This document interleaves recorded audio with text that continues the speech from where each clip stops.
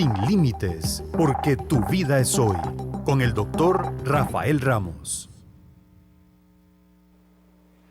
Muy buenos días, bienvenidos y bienvenidas a un encuentro más de Sin Límites. Hoy le vamos a entrar a un tema que particularmente a mí me interesa mucho desmitificar.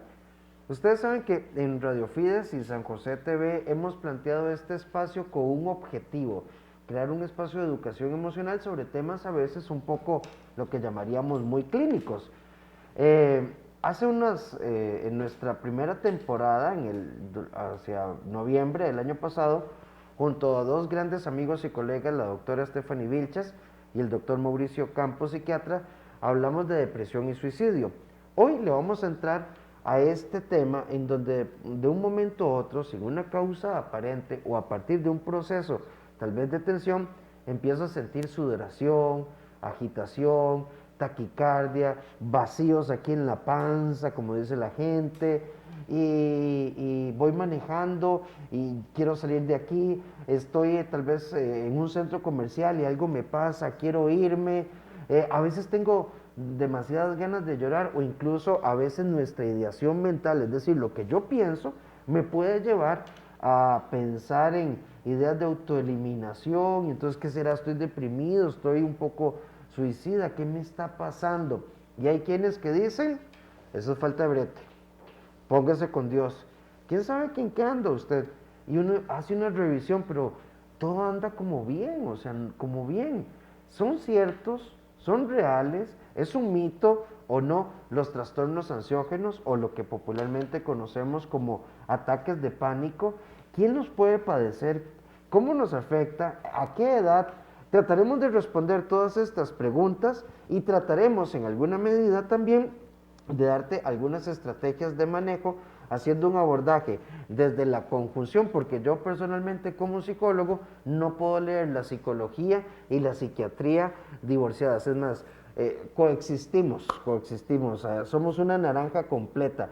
Entonces vamos a hacer este abordaje. Quiero invitarlos desde ya a que si vos tenés un primo, una prima, o vos estás, tu papá, tu hijo y demás, que le entremos a esto, porque casualmente durante el 2020 empezamos a tener una serie de sintomatologías que asociamos a trastornos de ansiedad, y a veces incluso estamos mitificando. Si queremos plantear desde ya que los ataques de ansiedad son reales, la ansiedad generalizada existe, pero también existe, tenemos que aprender a manejarlo, porque la ansiedad va a existir siempre. Y entonces, ¿cuál es el límite entre lo funcional y lo que podría ser disfuncional? Eso te lo vamos a aclarar hoy. Pero antes vamos a irnos a nuestra sección Confía en Vos, con nuestro primer mensaje de la doctora Mónica Segura, que nos invita: evita vivir desde el así soy yo y complicar tu crecimiento personal. Veamos este mensaje.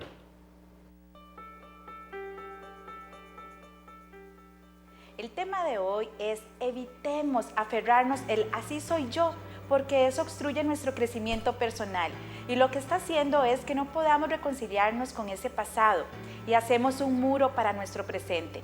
Necesitamos crear un lenguaje que genere oportunidad, flexibilidad, desarrollo, sanidad, progreso.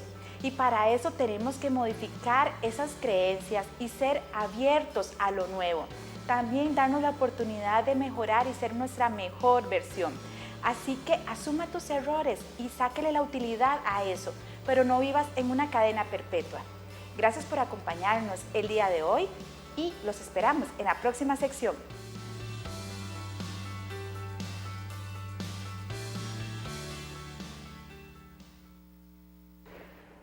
Cuando pensamos en nuestra sección Confía en Vos, así soy yo, depresivo, así soy yo, ansiógeno y demás, aunque hoy nuestro foco va a ser ansiedad. Quiero presentarles al doctor Mauricio Campos. Bienvenido nuevamente a Sin Límites. Muchísimas gracias, Rafael, por la invitación. De veras un honor para mí estar con vos, con Stephanie aquí el día de hoy. Excelentes profesionales, y que podamos tener una conversación muy bonita acerca de un tema de actualidad y un tema que es sumamente importante tratar. Stephanie Vilches, bienvenida. Hola, ¿cómo están todos? Y un gusto estar aquí nuevamente con ustedes. Mauricio, empecemos un poco por definir, voy a ponerlo entre comillas para que no me aplasten los colegas, ansiedad normal y ansiedad que no es normal, ¿verdad? ¿cómo puedo yo darme cuenta si estoy frente a un cuadro ansiógeno que ya me desborda y con la ansiedad podemos decir que es normal? Muy bien. Digamos que tenemos que entender que los procesos de ansiedad son procesos normales. Todos nosotros tenemos un sistema de protección a nivel de nuestro cerebro que nos habla acerca de aspectos que nos pueden dar miedo o angustia y para poder precisamente prevenirlos. Por ejemplo, yo siempre le explico a mis pacientes que pasar por un callejón donde en algún momento sufriste un asalto, cada vez que la persona vaya a pasar por ese callejón, posiblemente el cerebro va a hacer una llamada de atención. Ups, acuérdate, aquí te asaltaron cuando joven, aquí pasó esto, aquí puede pasar algo, y eso es normal, más bien nuestro cerebro nos está protegiendo. Excelente. Pero si esa sensación de angustia pasa estando en un examen, te recordás o vienen imágenes de lo del asalto y de cómo te sentiste y empiezas con taquicardia, con angustia, con sudoración, con ganas de salir corriendo y con una sensación de miedo inminente, como de que algo malo va a pasar, ¿verdad? Casi la sensación de que te puedes morir. Entonces, esta situación de ansiedad que nos tiende a proteger se convierte en algo patológico, o sea, se convierte en algo disfuncional. Y especialmente si eso te afecta en tus momentos, por ejemplo, de estudio, para poder ir a la universidad, para poder cuidar de tus hijos, para poder salir al supermercado o divertirte, ir al cine, ir a algún lugar, entonces se convierte en una situación donde hablamos de una ansiedad patológica y es necesario buscar ayuda para tratarlo porque hay diferentes formas de tratarlo. Stephanie, tal vez podríamos hacer como una caracterización de los síntomas cognitivos, es decir, pensamientos, emocionales e incluso conductuales que forman parte de este espectro ansiógeno. Sí, Rafa, cuando estamos hablando de ansiedad, como decía Mauricio, a nosotros se nos activa la alarma. Entonces, va a ser este sistema de alarma, que es natural, que me va a generar pensamientos de tengo que salvarme. El tengo que salvarme es, tengo que salvarme de este callejón o de esta sensación de peligro. Muchas veces este peligro es irreal. El tema es que estamos sintiendo un miedo que es real, yo lo siento realmente en mi cuerpo, por eso la sudoración, por eso el aumento de adrenalina, por eso me palpita el corazón, porque todo el cuerpo se está preparando para salir corriendo. Y ojo, porque el miedo funciona de dos formas, o hay un miedo que me paraliza y hay un miedo que me hace huir. Entonces, cuando yo estoy huyendo, de pronto estoy en un bus y entonces estoy sentado en el bus, la gente alrededor me ve que estoy sentada en el bus sin ningún problema y adentro mis pensamientos son me voy a morir, es demasiada gente, me estoy ahogando, empiezan las palpitaciones y por eso es la conexión entre todo esto que pienso, todo esto que siento con lo físico. Por eso la gente piensa que se va a morir, porque físicamente sí está sintiendo la palpitación, sí siente que se le baja la presión. Entonces muchas veces la gente llega al médico y le dice, es que me voy a morir, y le duele el brazo, entonces siente que es un paro cardíaco, pero se da cuenta que es el cuerpo. Yo digo que es como una equivocación, como una falsa alarma, como que el cuerpo dice, salga corriendo, pero está equivocado, usted está bien. Pero toda esta producción de adrenalina hace que yo tenga todos estos síntomas, sin la canalización. Digamos, si yo realmente tengo que salir corriendo porque me está persiguiendo un toro, entonces, aquí sería un perro, ¿verdad? Pero yo soy de Guanacaste, entonces si me está persiguiendo un toro, yo tengo que salir corriendo y entonces realmente toda esa adrenalina yo la voy a canalizar para salvarme, pero yo no la puedo canalizar en un bus. Sí, de hecho, yo creo que tenemos que distinguir, y tal vez hoy queremos hacer esa diferenciación. Hay momentos en los que la ansiedad, incluso Mauricio, vos un día compartiste un artículo muy interesante sobre la diferencia entre tristeza y depresión.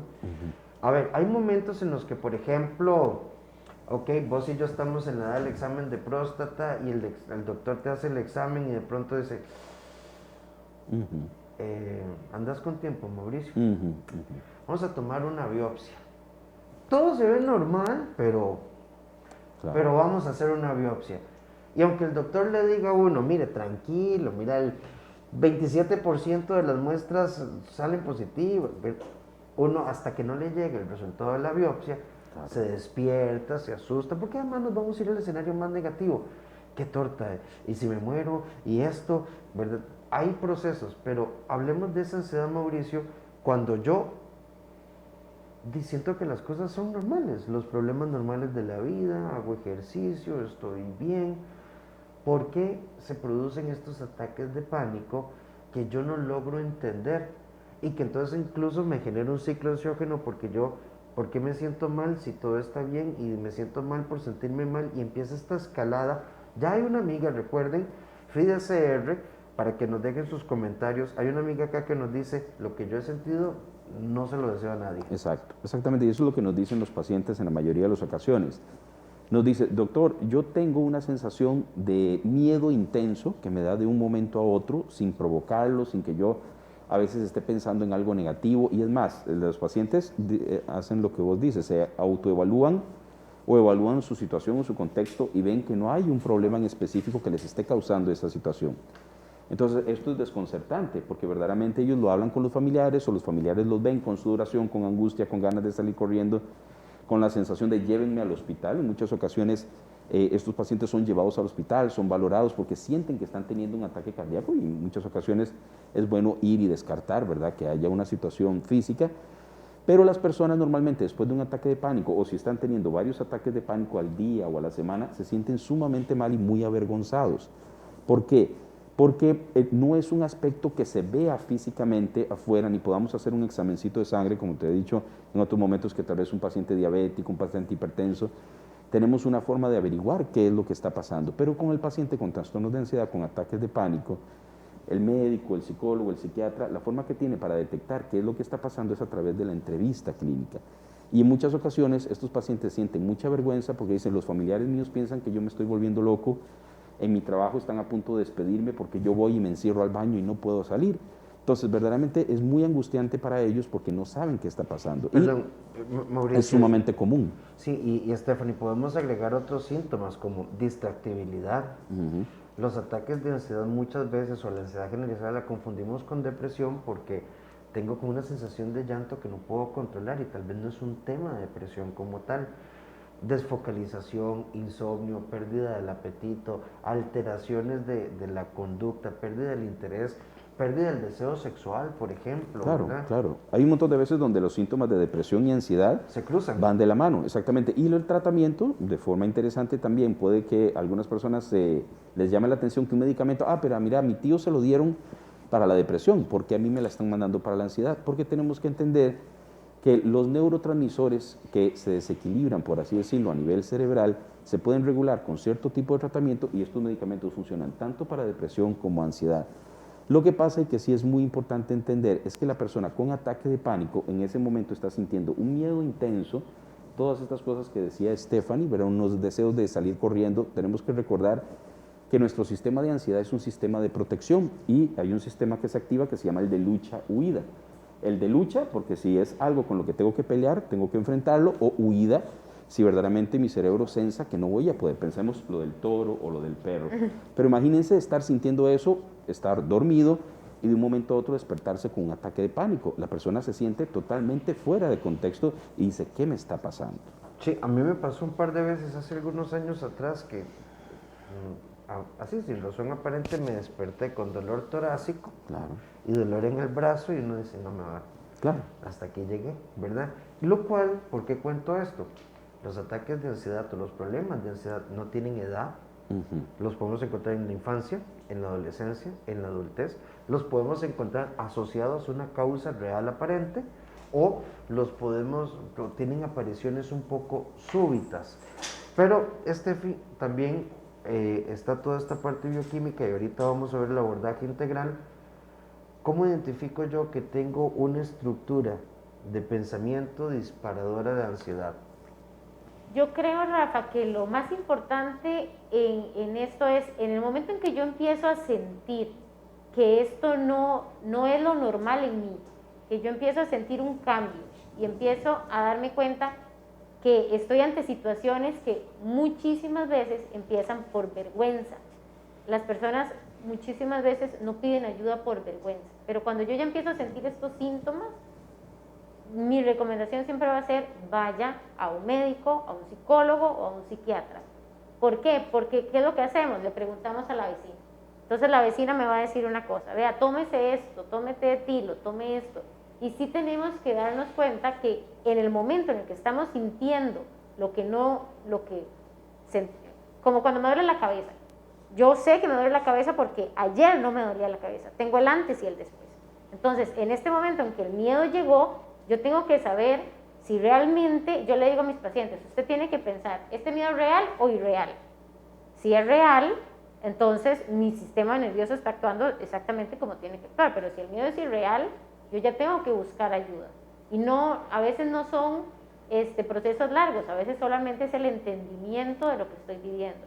Y por favor, no vayan a Google y le pregunten todo, porque entonces tenemos personas que se autodiagnostican y que se ponen una etiqueta y ya con eso a todo el mundo le dice, disculpen, es que yo soy ansioso, entonces a cada rato tengo que ir al baño, a cada rato tengo que hacer esto. Me asumo con responsabilidad como un adulto, como cualquier, como una diabetes, y entonces yo puedo vivir con eso. Acá en el Facebook, León Morales nos dice, yo lo pasé, no se lo deseo a nadie. Eli Morera le dice, se acuerda, ¿verdad? Gaby, me interesa mucho, estoy pasando por eso en este preciso momento. Ana nos dice, buenos días, muy buen tema. Yo estoy pasando por eso y necesito saber qué tengo. Moni, esto no se lo deseo a nadie. Yoleni nos dice, me pasa, pero no siempre que haya algo de miedo. Se me exacerbó por un accidente de tránsito, ¿verdad? Nela nos dice, gracias por el tema. Daye nos dice, a mí me dan con dolor de estómago, diarrea, manos frías, la cara se me pone caliente y roja. Nela nos dice, yo no siento miedo ni susto, pero de un momento a otro, sin esperarlo, me da un dolor muy intenso de pecho y siento que no me pasa bien el aire hasta que poco a poco se me va pasando. Nela nos dice, he ido al médico y los electros salen bien, entonces, ¿qué podría ser esta ansiedad? Mari Córdoba, a mí me comenzó con la pandemia, tengo 63, y lo que me dio fue escalofrío, sudoración. Ella nos dice, desatino, no me sentía bien, mi abuela diría un desconsuelo. Ajá, Como un desconsuelo. Y eso genera ansiedad. Y por eso a mí particularmente me pareció un temazo, porque hay mucha gente pasando por esto. Mauricio, ¿todo trastorno ansiógeno requiere medicación? Ok, eso es un punto muy importante. Lo que le podemos decir a todas estas personas que nos comentan ahí en redes sociales es que afortunadamente cada vez vamos entendiendo más los circuitos de ansiedad y cómo cuando nuestra percepción se activa una serie de regiones a nivel cerebral, se liberan una serie de sustancias, ¿verdad? La noradrenalina, la epinefrina, ¿verdad? Otros aspectos, el cortisol que tiene que ver con estrés. Entonces todo esto produce una sensación muy intensa en la persona. Ahora, ¿esto tiene tratamiento? Sí, y de diferentes ámbitos. Lo que vos decías, por ejemplo, en la clínica que tenemos allá a nivel de desamparados, trabajamos mucho en conjunto psiquiatría y psicología. El psicólogo puede abordar esto desde muchos aspectos a nivel psicoterapéutico, trabajar un poquito con la dinámica, el contexto que tiene la paciente o el paciente, y abordar también con una serie de técnicas cognitivo-conductuales muchos aspectos de la ansiedad, lo que precisamente nos estaba diciendo Esteban. ¿Cómo interpreto yo esa situación de ansiedad y cómo puedo darle una razón diferente? Entonces, eso ayuda mucho. Ahora, ¿se requiere medicación en todos los casos? Posiblemente no, pero en muchos de los casos sí.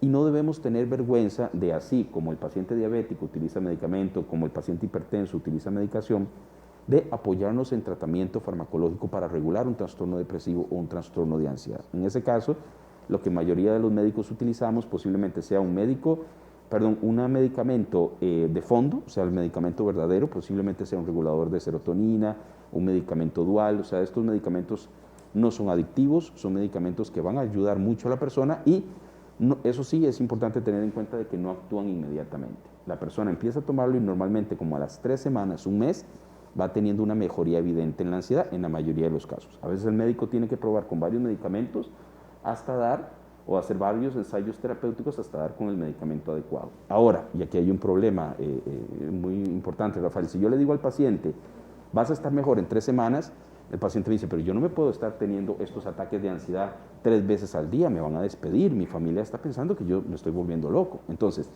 tenemos que dar en muchas ocasiones otro medicamento para regular la ansiedad de forma inmediata, que ahí vienen las benzodiazepinas y otros medicamentos, para, por así decirlo... Como apagafuegos. Exactamente, son apaguincendios para bajar la ansiedad mientras el otro medicamento, que es el verdadero medicamento, nos va funcionando. Posiblemente después quitamos las benzodiazepinas y se dejan solamente como medicamentos para utilización, para usarlo en crisis. ¿Okay? Rafa, ahí hay un punto importante porque lo que decía Mauricio, ¿verdad? Que es el tema cómo la psiquiatría trabaja con la psicología. Y hay varias cosas. Una es el medicamento, usted se lo empieza a tomar. Y entonces a las 3 semanas se empieza a sentir bien. Y entonces dejo el medicamento. Y eso pasa, yo creo que en un 99.9 de los casos. Como ya me siento bien, dejo el medicamento. Y es la lucha, yo creo, que se ve en terapia psicológica, porque uno le dice, tiene que seguir con el medicamento. O sea, vamos a tomarlo los 6 meses, el año o el tiempo que diga el psiquiatra. Porque si no, yo me empiezo a sentir bien y lo dejo. Entonces, con el medicamento, eso. Y luego, hay un mito importante que es, que a mí me pasa mucho con mis pacientes. Yo quiero resolverlo con usted, no con un psiquiatra. Porque el psicólogo todavía puedo, ¿verdad? Antes se pensaba que el psicólogo era para locos, pero ya ir al psiquiatra, eso ya es de locos. Eso es perfectamente normal. Yo soy súper ansiosa, en algún momento he tenido que tomar medicamento, eso no me hace loco, yo nada más tomo el medicamento por el tiempo establecido y ya salgo de eso. Y a nivel psicoterapéutico sí es entender muchísimo qué es lo que me está sucediendo y de nuevo, igual que como hablábamos con la depresión la vez pasada, el apoyo familiar. Cuando hay una persona con ansiedad, es muy importante que la familia conozca de eso, una sesión familiar para que entiendan qué es lo que está sucediendo. Sí, yo con mis pacientes siempre les he dicho, mira, el psiquiatra te puede mandar una pastilla, cualquiera que ésta sea del tamaño de una tapa dulce para que pases chupando todo el día, que no es suficiente. Un mal ajuste de la medicación lo arruinamos, ¿verdad? ¿Por qué? Porque como decía Mauricio, estos medicamentos trabajan a 14, a 21, 28 días y se requiere, no estamos trabajando el síntoma, estamos trabajando la neuroregulación, es decir, ese es como un rompecabezas que está desordenado y poquito a poco el medicamento va rearmando la funcionalidad bioquímica. Pero, como decís vos, Stephanie, como decía Mauricio, después, pasado las crisis, revisemos, hay temas financieros, Claro. hay temas de pareja, hago ejercicio, a qué hora me acuesto. Uno se encuentra pacientes con ataques de pánico que dicen, es que yo me acuesto a la 1 de la mañana viendo tele y todos los días me levanto a las 5. Entonces, el insomnio, el mal dormir, la vida pasiva, todo este tipo de cosas, Mauricio, terminan también siendo factores precursores de ansiedad. Claro, son factores detonantes. Pensemos en un año tan difícil, pues tan lleno de aprendizaje, pero al mismo tiempo con tantos conflictos y tanta incertidumbre como fue el 2020. Entonces no es casualidad que estemos viendo tantos ataques de ansiedad, que estemos viendo tanta repercusión a nivel de salud mental. Ahora, lo positivo que creo que podemos sacarle al 2020 y que esperemos que sea prueba superada en el 2021, es que entendamos que la salud mental es importante, ¿verdad? Y que tengamos conciencia de que posiblemente nuestra salud mental no estaba bien desde antes del 2020. Entonces no le echemos toda la culpa al 2020, ¿verdad? Ahora, los detonantes que hemos visto y que hemos podido ir percibiendo todos, creo que todos hemos sentido ansiedad, angustia con todas las situaciones que han ido pasando por la pandemia, por las cuarentenas y todos estos aspectos, pero lo que esto nos tiene que motivar es a pedir ayuda a tiempo. Y lo bueno de poder discutir estos temas es que este tipo de trastornos, los trastornos de ansiedad son muchos. Hay muchos trastornos de ansiedad con agarofobia, sin agarofobia, que es la situación donde un paciente empieza a meterse en su casa y ya no desea ni poder salir, ¿verdad? Por el miedo o el temor de que me den ataques de pánico afuera. También hay trastornos de estrés postraumático, esto que hablabas de que después de un accidente de tránsito me empiezan a llegar las imágenes, las situaciones o aspectos que me producen mucha ansiedad y que me predispone a ataques de pánico. Bueno, eso también existe. Ahora, cada vez estamos entendiendo más esos trastornos y cada vez tenemos medicación y terapia que a nivel de los artículos, a nivel de las investigaciones a nivel mundial, nos van diciendo cómo abordarlos y cómo tratarlos efectivamente. Sí, hay dos grandes consideraciones a ver, el ginecólogo hace la auscultación, ve los síntomas, manda los óvulos, se arregló la infección. El cardiólogo hace el eco o el electro, ¿verdad? Bueno, hace ahí el catéter y se resolvió. Psiquiatría y psicología, como ciencias de la salud, hablamos de procesos, ¿verdad? Porque incluso a veces uno tiene un disparador externo. Ayer casualmente hablaba con una persona que me decía, Rafa, tuve un evento y a partir de ahí me remonté a una época del colegio y desde entonces vengo con ataques de pánico. Y algo había ahí. Stephanie, ¿cómo empiezo yo a modular las estructuras de pensamiento negativos o, digamos, dramáticas, para usar ese concepto, que me hacen creer que no lo voy a lograr? Tengo que ir definitivamente sanando historia de vida. Tengo que ir sanando las herramientas con las que yo aprendo a enfrentar el miedo, porque es un miedo, la ansiedad es un miedo. Entonces, tengo que ir a ver ante qué situaciones he sentido esto yo, algo parecido, sanar esas situaciones, y aquí no quiero que se equivoquen porque mucha gente dice, quiero ver de dónde nace la ansiedad. A veces no hay una causa raíz Sí, a veces única. no se sabe. No se sabe, a veces simplemente y es modelamiento. Tengo mi abuela ansiosa que cuando venían los temblores se ponía como loca y entonces yo ya entro en una ansiedad modelada. Entonces yo tengo que ir entendiendo que me voy a sentir nervioso, que mi sistema de protección se va a activar. Yo trabajo mucho con los planes. Cuando usted se sienta así, ¿qué va a hacer? No es si me siento así, no es cuando usted se sienta así, porque se va a sentir así, ¿qué herramientas tiene? Porque el cerebro necesita tener un plan cuando está conectado. Cuando el cerebro está en modo reptiliano, no vamos a decir, ay, bueno, en este momento me voy a tomar este poquito de agua. No, yo tengo que tener un plan previo, como un plan de evacuación que se hace cuando no está pasando nada, para cuando haya una alerta real, yo pueda ir. Entonces, sí me parece que tenemos que tener mucha conciencia de que el miedo va a seguir ahí y que yo tengo que aprender a afrontarlo. No hay a veces una causa raíz, a veces sí, como el estrés postraumático, me asaltaron y a partir de que me asaltaron ya no puedo andar en la calle, pero hay veces que no lo vamos a encontrar. Entonces acepto esta condición y actúo con ella responsablemente. De hecho, Mauricio, hay factores detonantes. Recuerden, FIDE-CR, para que nos hagas llegar tu comentario. Por ejemplo, King nos dice punzadas, como que si me fuese a dar un ataque cardíaco, desesperada, hasta me he llegado a desmayar. Siento que me quiero morir por la misma depresión, suele darme problemas emocionales, discusiones, cómo manejarlo. Y hay dos casos en particular que le enviamos un abrazo de solidaridad. Giselle nos dice, el duelo por la muerte de mis hijos, es horrible. Y yo creí que me estaba volviendo loca. Y Zoila Rita nos dice, mi hija de 16 años tuvo que dejar el colegio a costa de mucho sobrellevarlo. Mauricio, estos síntomas físicos que llamamos pseudosíntomas, al final sí son síntomas físicos. O claro, no son síntomas físicos. Porque para que se lo dejemos claro a la gente, eso dicen, no, eso es una somatización, es decir, me lo está inventando la cabeza. ¿Es real o no es real? Tenemos que ver que la ansiedad, bueno, la depresión, pero especialmente hoy que estamos hablando de la ansiedad, es la gran mimetista. ¿Qué significa? Que podemos sentir de todo. Al consultorio han llegado personas con vértigo, con sensación de opresión en el pecho, con dolor en diferentes áreas del cuerpo, con náuseas, con vómitos, sensación de que de un momento a otro le dan ganas de ir al baño, ¿verdad? Etcétera.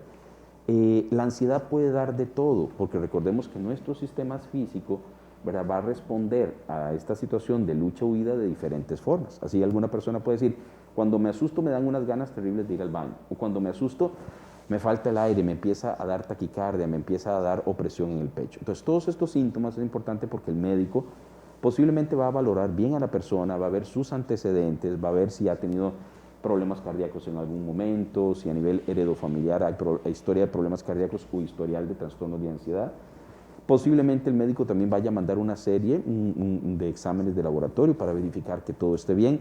Y muchas de estas personas ya han pasado por ese proceso, ya han ido a emergencias de los diferentes hospitales y dicen, doctor, ya me hicieron de todo, ya me hicieron electrocardiograma, ya me hicieron eco, yo me hice hasta una prueba de esfuerzo, todo está bien, pero me sigue dando esta situación. Entonces es ahí donde podemos entender o tener todavía más claro que hay un trastorno de ansiedad y normalmente estas personas se regulan con la medicación, se regulan con la terapia y pueden volver a vivir una vida muchísimo mejor, o sea, una vida normal.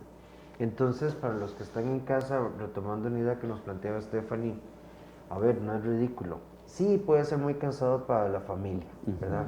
Y vamos a reconocerlo porque Stephanie y yo vamos para la playa, íbamos súper bien y de un momento a otro Stephanie dice, paren, yo no me quiero ir, yo ya no quiero ir. Aquí, y uno dice, pero es de locos, ¿verdad? Sí, requiere mucha empatía, requiere un esfuerzo psicológico, compasivo, comprensivo, pero hoy le hacemos un llamado a la comprensión familiar, pero a vos como persona, déjate ayudar.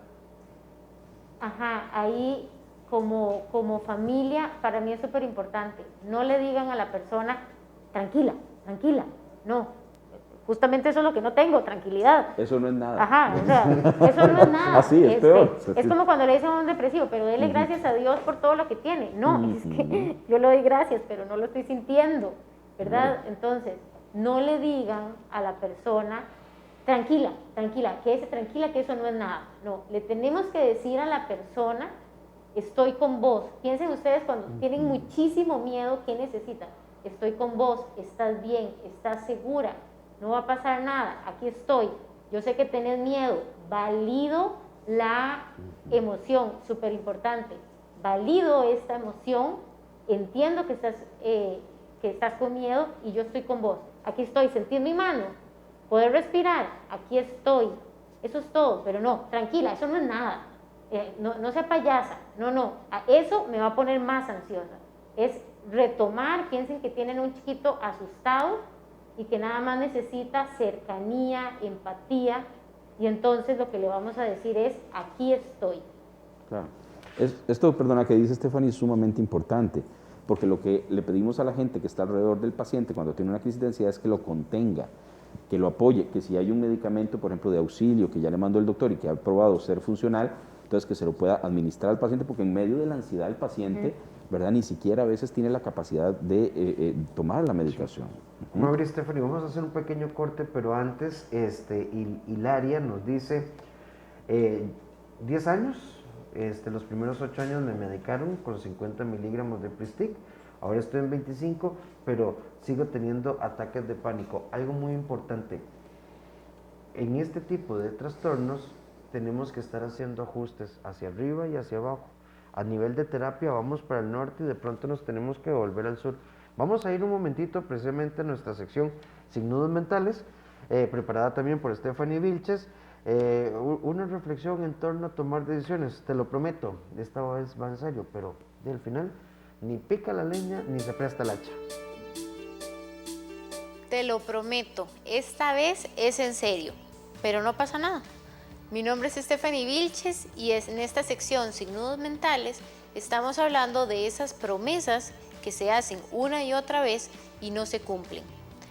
Entonces, ¿a quién le hago caso? ¿A las palabras o a los actos? Lo que sucede en estos casos es que el cerebro está un poquitito confundido entre lo que siento por esta persona, lo que me dice, lo que me ofrece, lo que me propone para el futuro y lo que realmente está pasando. Es muy difícil salir de relaciones que generan este tipo de conflicto, pero sí se puede. ¿Cómo se puede? Cambiando un poquitito nuestro esquema mental y poniendo atención a las conductas más allá de las palabras. Si de algo nos sirve la historia es para estudiarla, para saber qué puedo esperar a partir de las acciones de esa persona. Entonces, si una persona me dice repetidas veces que va a cambiar y no cambia, salga de ahí, porque esa persona no va a cambiar. Tenemos que ver los actos, los hechos y acostumbrar a nuestro cerebro a solamente ver lo que realmente estoy recibiendo y no lo que nos están ofertando. Los esperamos en el próximo programa.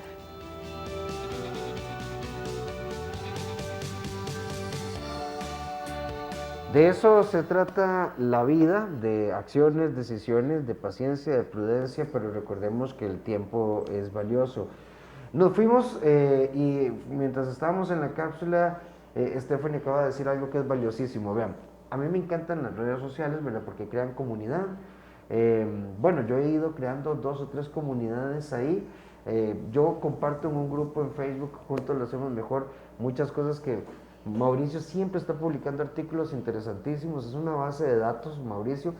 Pero algo muy importante, mira, Stephanie, tómate esto. Miras que a mi prima, una amiga, le dijo que la vecina tenía una hija cuya compañera de trabajo se tomó eso y le cayó como cuchillo al sereno. Fatal, Mauri.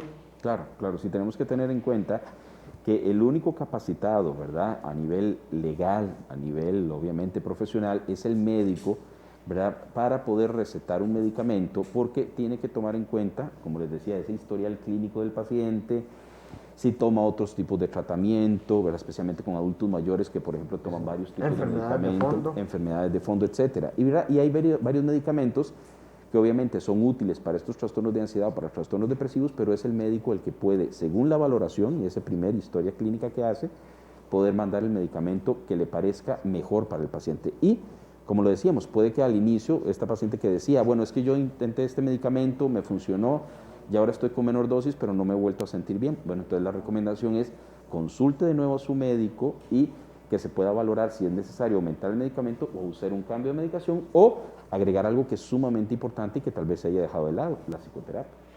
Nos dice esta amiga Sheila Lebec, espero haberlo pronunciado bien. Excelente tema. Sufro por mi hija que es extremadamente ansiosa. No tiene calidad de vida.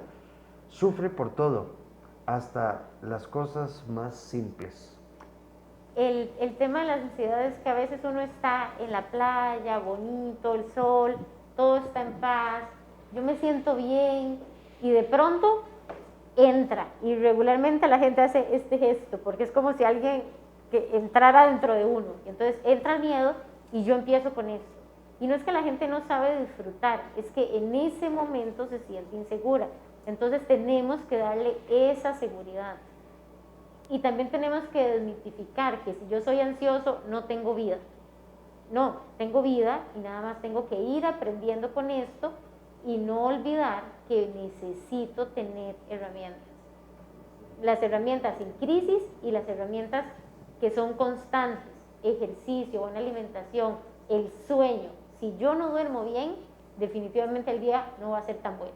Entonces sí necesitamos saber que tengo que tener herramientas constantes y herramientas de emergencia.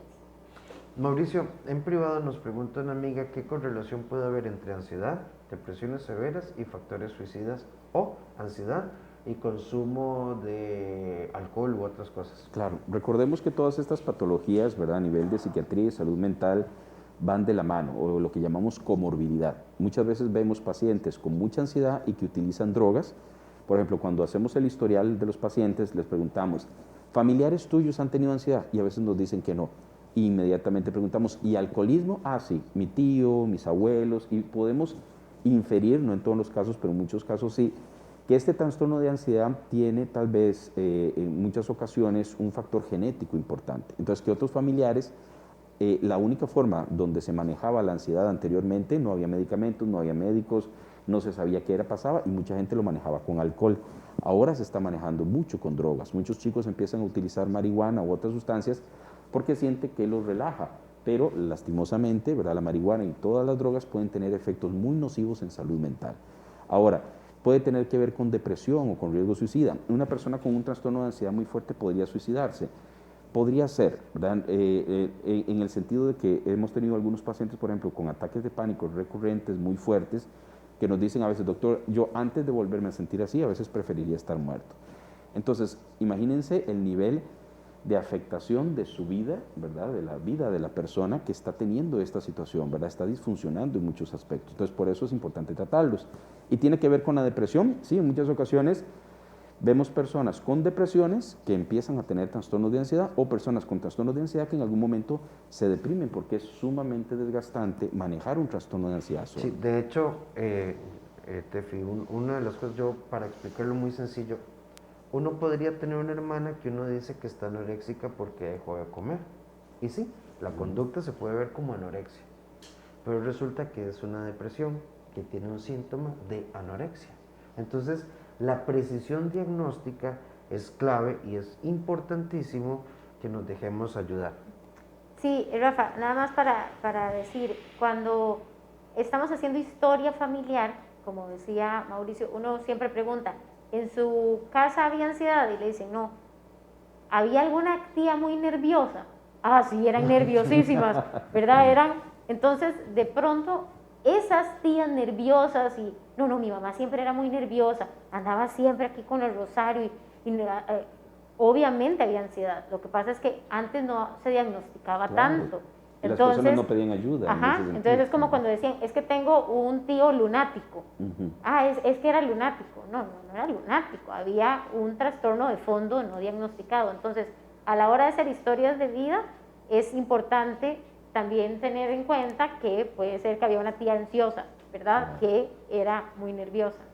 Ven, estamos en los últimos 3 minutos del programa, pero no quiero dejar de atender la consulta de Nancy, que nos dice, y aquí Nancy, te podemos dar una pequeña orientación, pero tienes que buscar ayuda.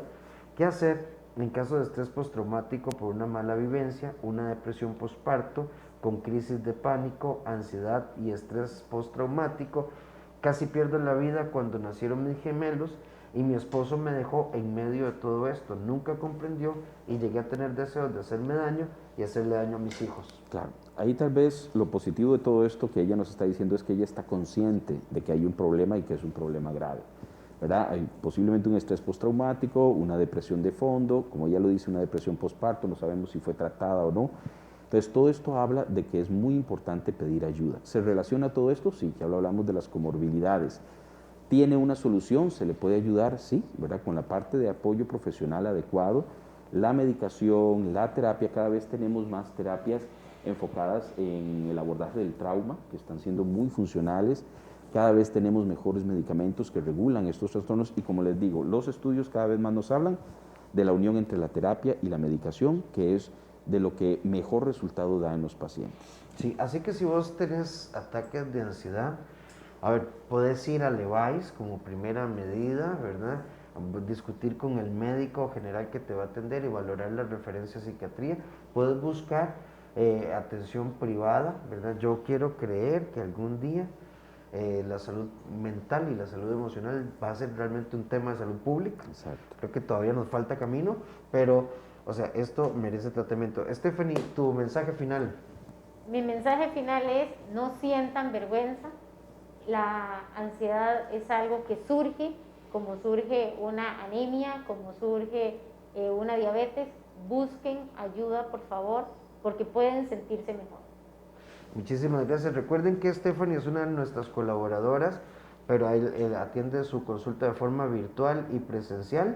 Pero si ustedes ocupan una buena colega en el sector de Guanacaste, en Huacas, ¿verdad? Estoy en el Centro Médico de Huacas y me pueden localizar en el 8706-5300. Mauricio, tu mensaje final.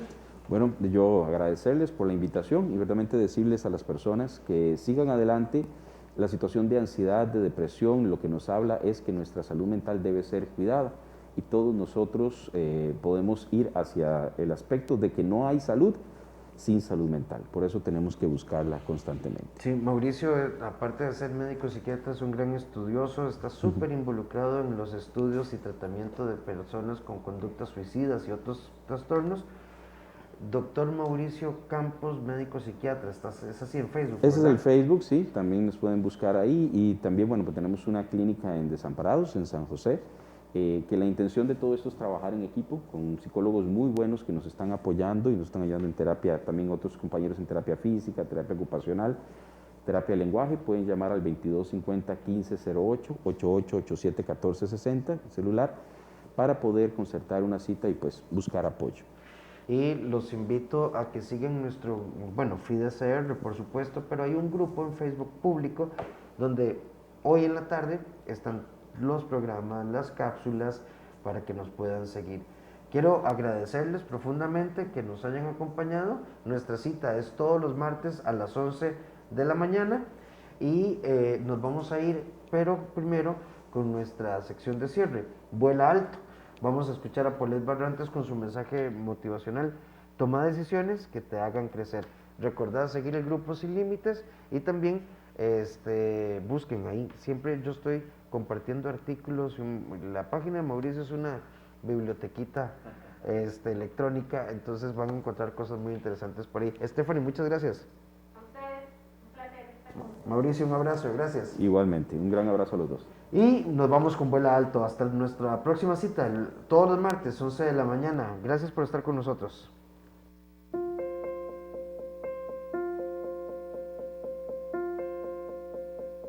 Hola, les saluda Paulette y hoy en Vuela Alto vamos a hablar sobre tomar decisiones que nos hagan crecer.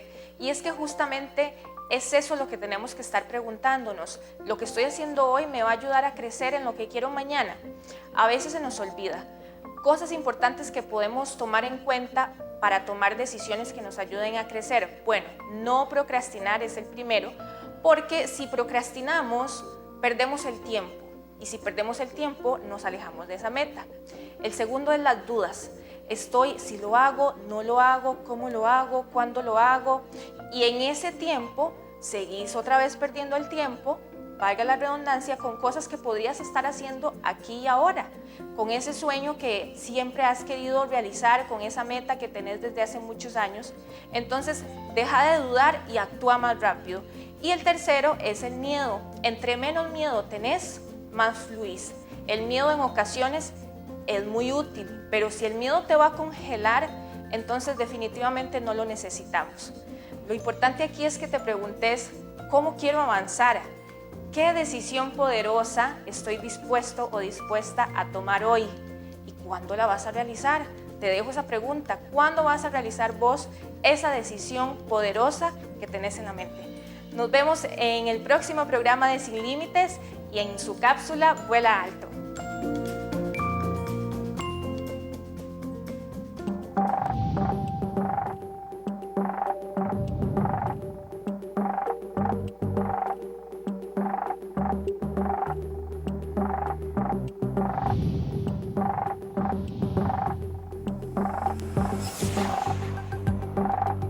Sin Límites, porque tu vida es hoy, con el doctor Rafael Ramos.